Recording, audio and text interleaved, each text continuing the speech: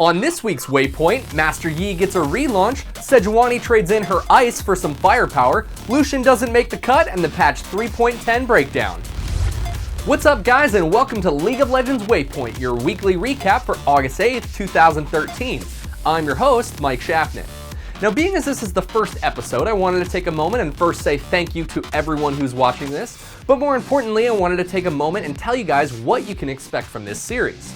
Each week, I'll be looking to break down red posts, champion sales and changes, as well as esports competitions, top plays, and featuring some things that you, the community, are doing in League of Legends.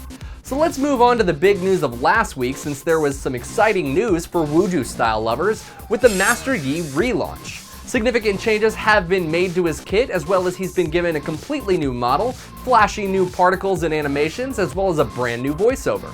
Now, as I said, his entire kit received a massive overhaul, so you'll want to be sure to read up on all of the changes in the 3.10 patch notes. Riot also released his brand new champion spotlight, which can be seen by clicking right here. For me, seeing Master Yi get a complete rework is really exciting because he's one of those champions that's really close to my heart. He was the first one that I ever bought, and whether I'm destroying people from the jungle or just trolling as an AP build, he's always been one of my favorite champions.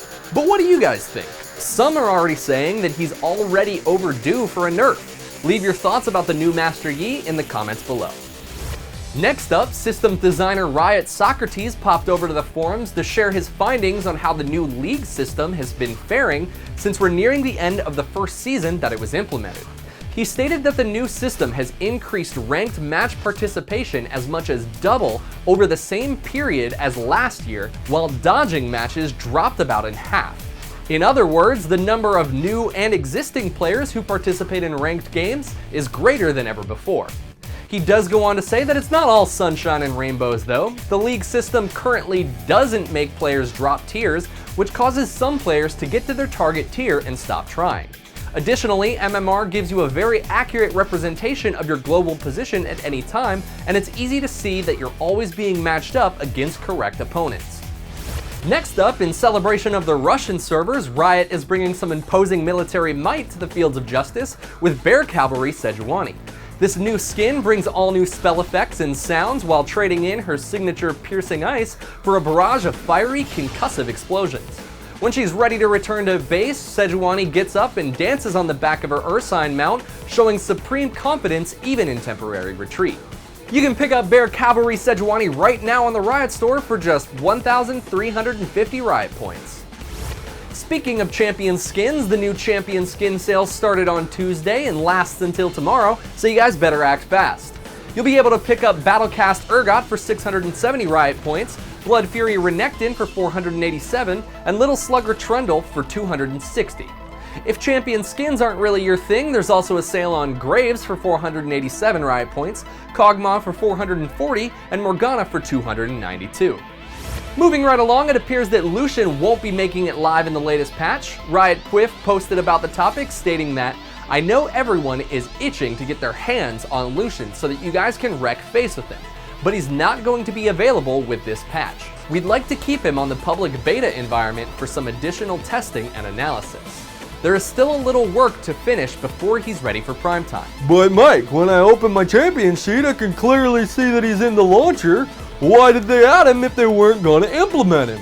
Well, remember how there's that thing that you like to play called League of Legends? It probably had a little bit to do with that. You see, Riot Quiff goes on to say that removing Lucian from a build introduces a lot of risk. Ultimately, the decision was made to leave Lucian in the build, but not to turn him on because that's the stable thing to do. Lucian is just near and dear to our hearts, so getting him right is important. So what else came in patch 3.10?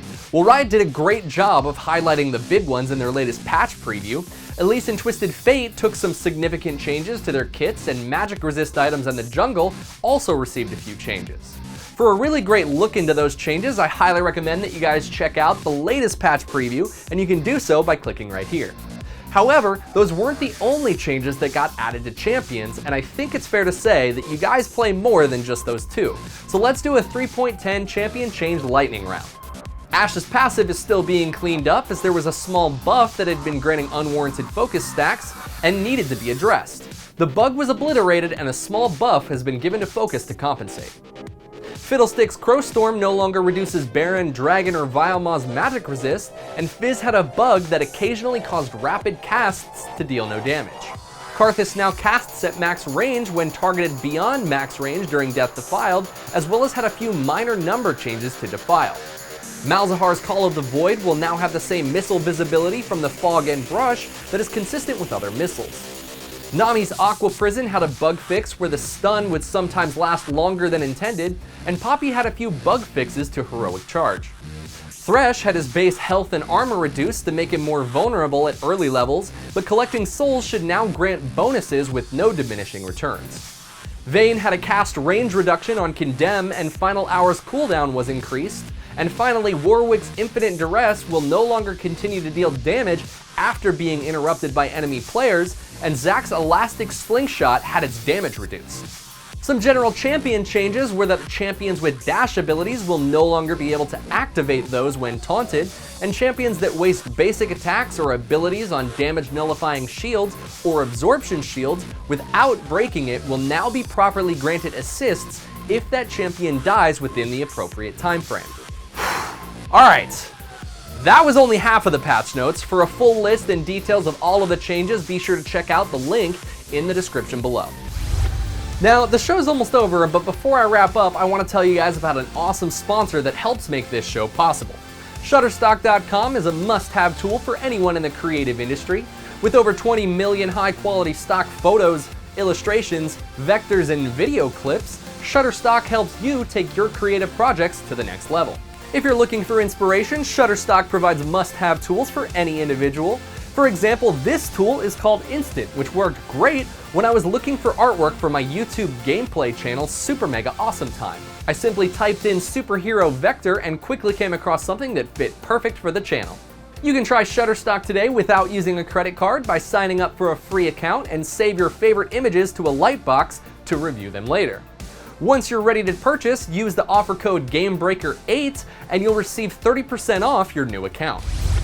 Now, it wouldn't really be a League of Legends show if I didn't show you guys some amazing plays that I hope to inspire you with. So this play comes from the European LCS where Jarvan initiates onto Lux only to find he's in a 2v1 against Cho'Gath. He tries to do what he can to get away, and well, just watch. This is gonna come through. Can they finish? There's the gnome. Amumu comes into the split second. It's whoa! What a flash from Malou. Last up this week, I'd like to wrap up by taking a look at the free champion rotation for Season 3, Week 27. This week, feel free to jump in and try Anivia, Caitlyn, Cho'Gath, Garen, Jax, Lissandra, Lulu, Mordekaiser, Taric, and Urgot. If you try and like playing any of these champions, entire details for their price, whether it be an IP or RP, can be found in the description below. That does it for this week's episode of Waypoint. Be sure to check back every week on Thursday for updated League of Legends news. If you guys like this video, be sure to comment and like below as it helps spread our audience. I'm Mike Shaffnet. You guys can follow me on Twitter at Mike Shaffnet. Thank you guys so much for watching, and I'll see you guys at the next Waypoint. Game Breaker TV.